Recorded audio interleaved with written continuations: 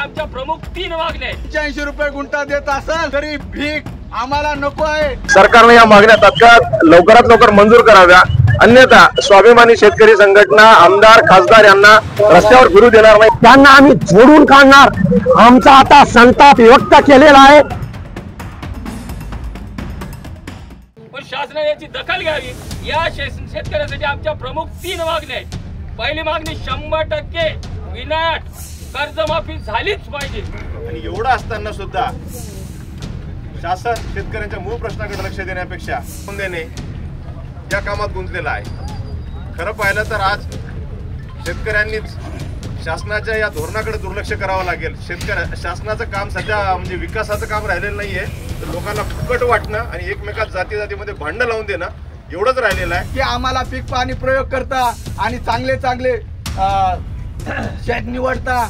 तुम्ही सरसकट पीक विमा 100% दिला पाहिजे। 85 रुपये गुंठा देत असेल तरी भीक आम्हाला नको आहे। 8,500 रुपये हेक्टरी देता।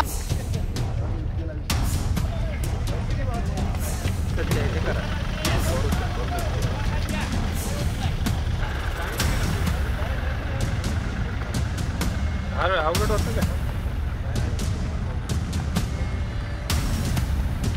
होता आणि आजही होता। शेतकऱ्याच्या जोर सरकार आले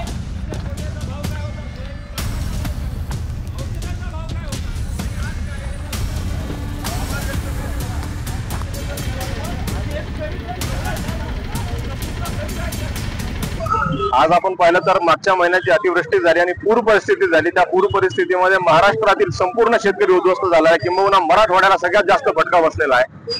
आज मराठवाड्यामध्ये अशी परिस्थिती आहे की सोयाबीनची कापणी काढायची सुद्धा गरज राहिलेली नाही, अशा परिस्थितीमध्ये आहे। उसाला मोठं फुटलेले आहेत। अशा परिस्थितीमध्ये सरकारनं जी काही मदत दिलेली त्यातली तुटपुंजी आहे। आमची सरसकट मागणी आहे की जे काही नुकसानग्रस्त शेतकरी आहेत त्यांना 50,000 रुपये प्रति हेक्टरी तात्काळ मदत मिळावी।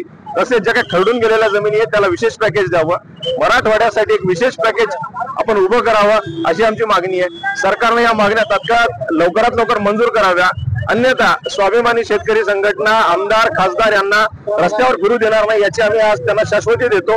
इथून पुढे आमदार खासदारांनी गावखेड्यामध्ये आम्हाला हे करायची गरज नाहीये, फिरण्याची गरज नाहीये। तुम्ही तिथं सभागृहात जा, सभागृहामध्ये आमच्या मागण्या मांडा, नरेंद्र मोदीकडे जा, देवेंद्र फडणवीसकडे जा, पण इकडे फिरू नका आणि तिथून आम्हाला पैसे आणून द्या, तरच आमच्या गावाच्या, अन्यथा आम्हाला तोंड दाखवू नका अशी आमची त्यांना चेतावणी आहे। आमच्या मागण्या आहेत। मी आज निळा येथून जिल्हाधिकाऱ्याला पत्र लिहून इथं या रोडवर निमगाव रोडवर आज आलो आहे। हे आमच्या मागण्या आहेत। 50,000 रुपये शासनानं मदत दिली पाहिजे आणि ओला दुष्काळ जाहीर केला पाहिजे। यासाठी आम्ही या निमगाव रोडवर निळ्याचे कार्यकर्ते व या निमगाव सरकारमधले कार्यकर्ते घेऊन आलो आहोत आणि याच्या पुढे आमचं ह्या जर मागण्या मान्य नाही केल्या तर आम्ही आमदारला खासदारला कोणलाही गावात येऊ देणार नाही, त्यांना आम्ही झोडून काढणार। आमचा आता संताप व्यक्त केलेला आहे।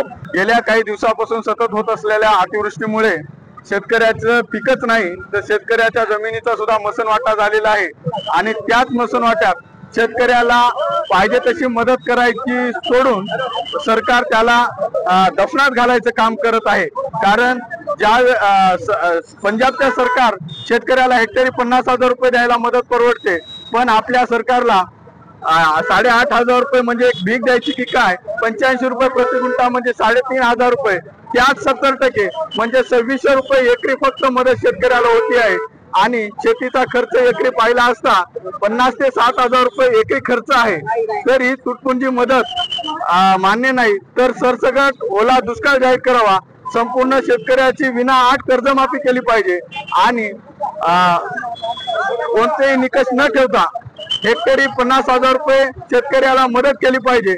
असं नाही केलं तर शेतकऱ्याचे पोरं गावोगाव आता त्यांचा संयम तुटलेला आहे।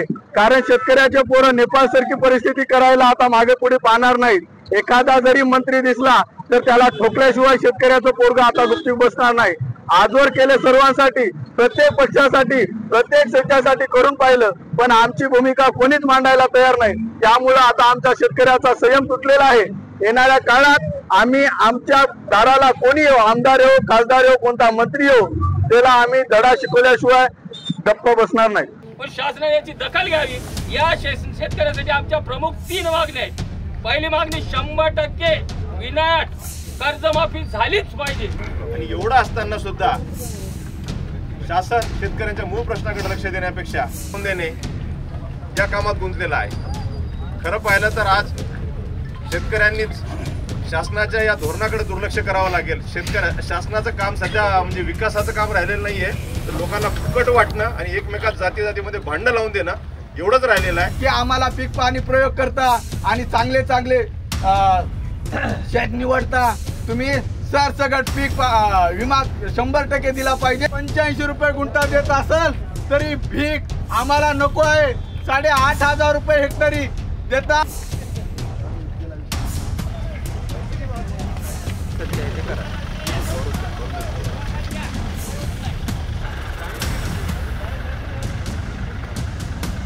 अवघड होतं का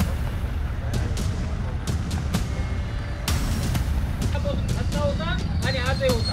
शेतकऱ्याच्या जोर सरकार आले